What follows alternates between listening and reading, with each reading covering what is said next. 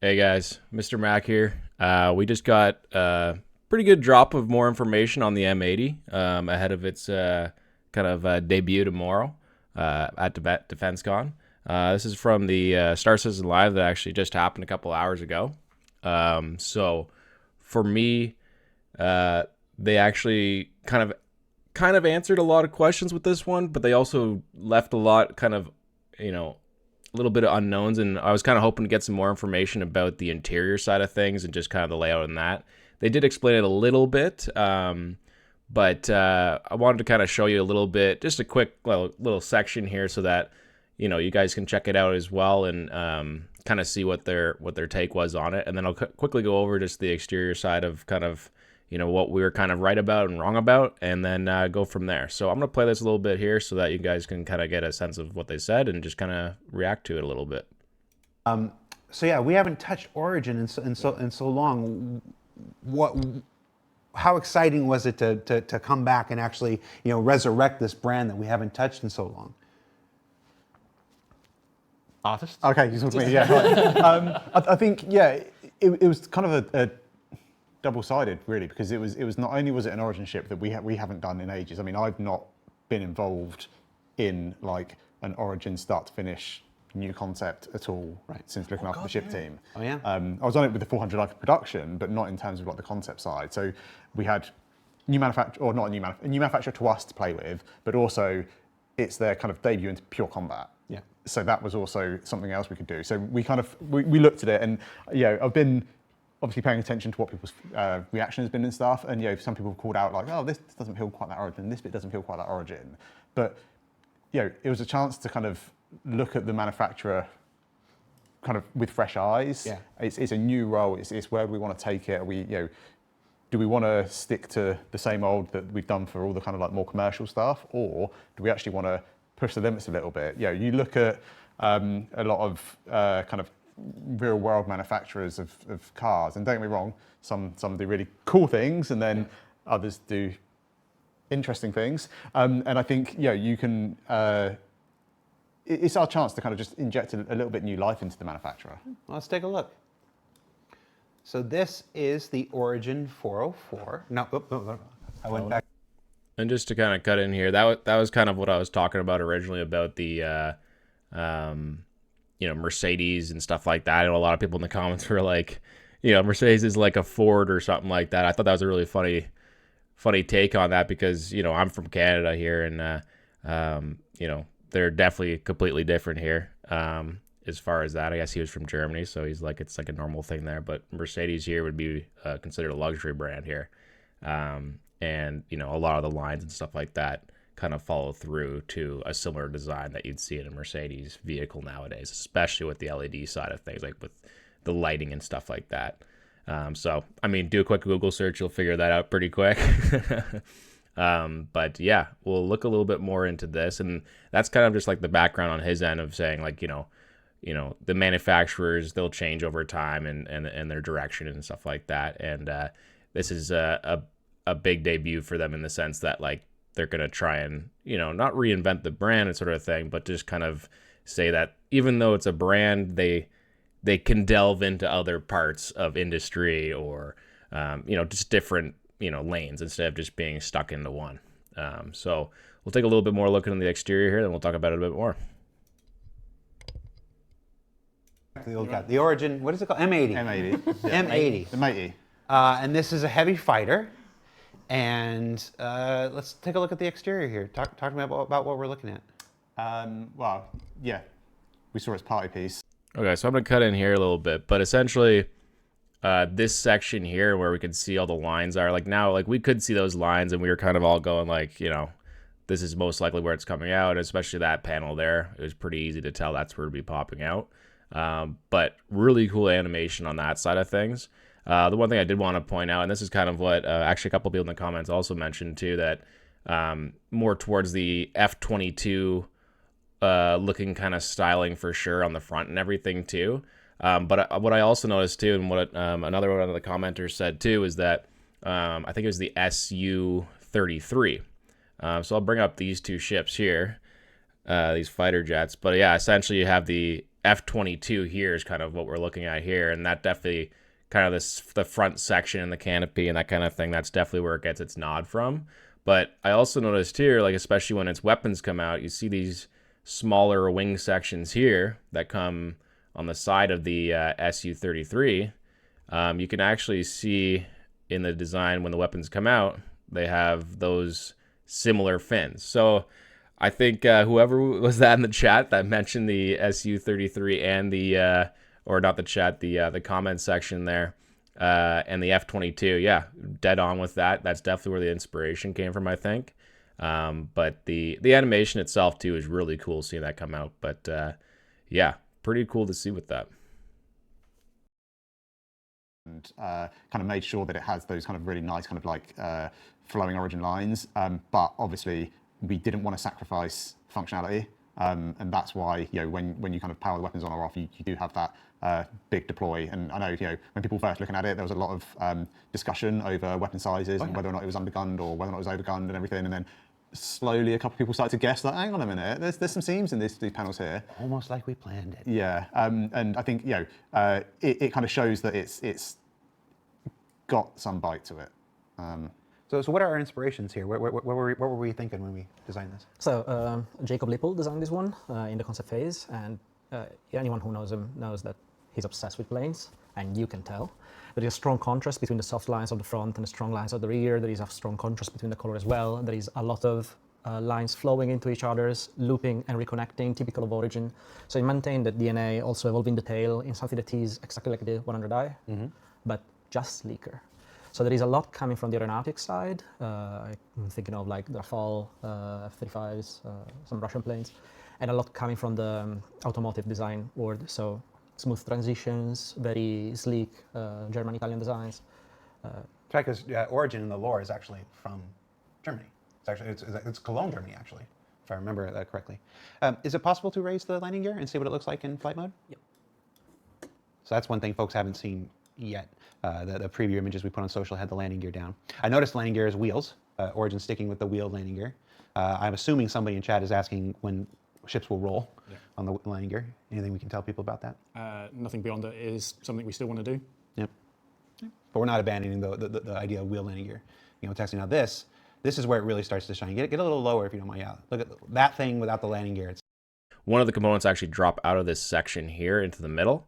And then on the right here, it's kind of hard to see a little bit, but there's actually two panels on either side. Those are actually the shield generators that will pop out too for exterior access for the shield gens. And they're two Kamala, I think it is. I think they're size 2 shields, so two size 2 shields, from what I could see there. But pretty cool to see that they did have some of the on the exterior side. Still a little bit bummed that they couldn't move more on the outside to make it so that we could get like a suit locker or something like that on the interior, but can't be perfect, I guess. But we'll keep watching here. It's like, that is a good looking ship. That's insane. I've never actually looked at it from the bottom. That's so good. I always look at the bottom first. There it is. Yeah, there is so much parallax in the engine. There are so many lines that are absolutely intentional. Everything connects into each other. It's so masterfully designed. Can we bring the weapons out again?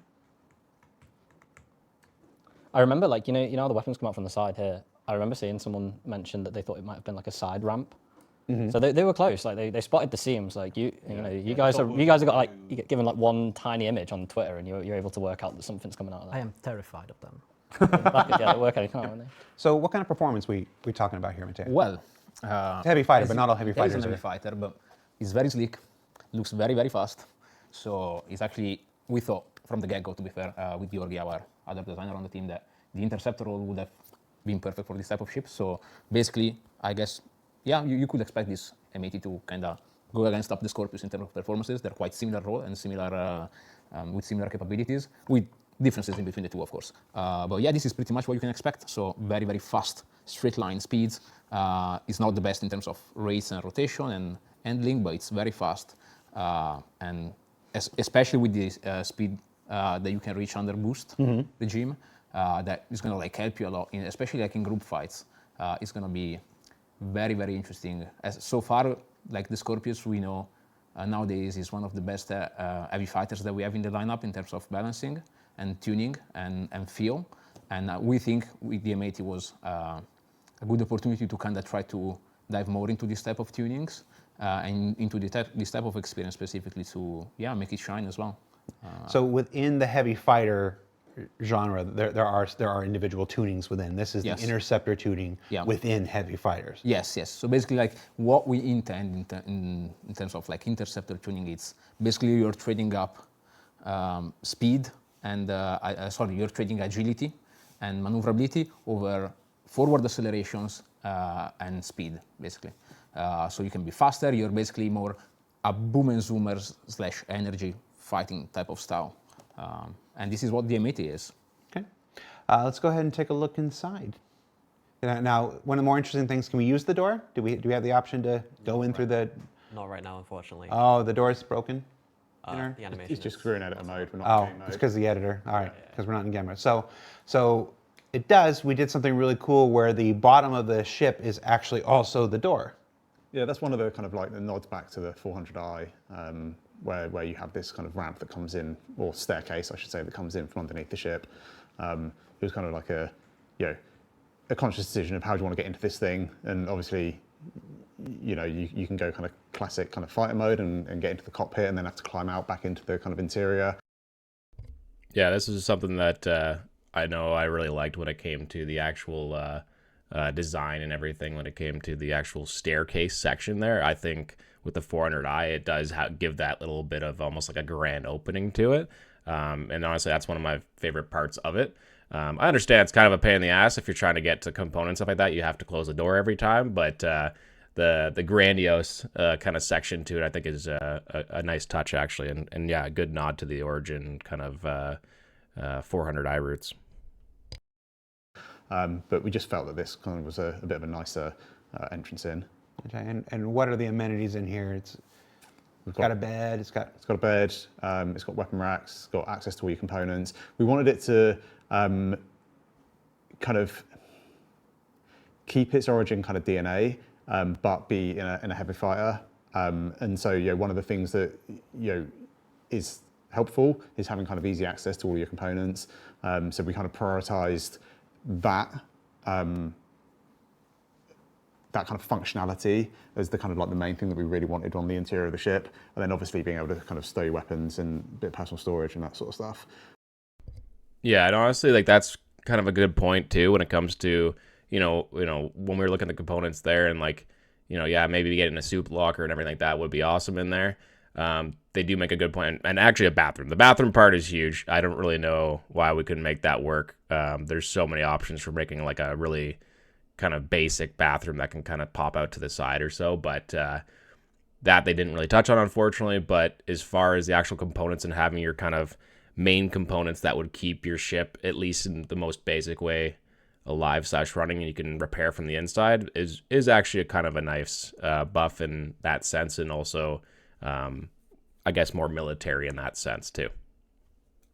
It wasn't meant to be like an explorer or anything like that. It was supposed to be combat focused. Yeah, it's got a little bit of space so you can keep general boxes from utility missions, so like the small ones that you gather, and obviously for SU, standard weapon racks. Yeah, you actually see there a little bit. See if I can move back a tiny bit here.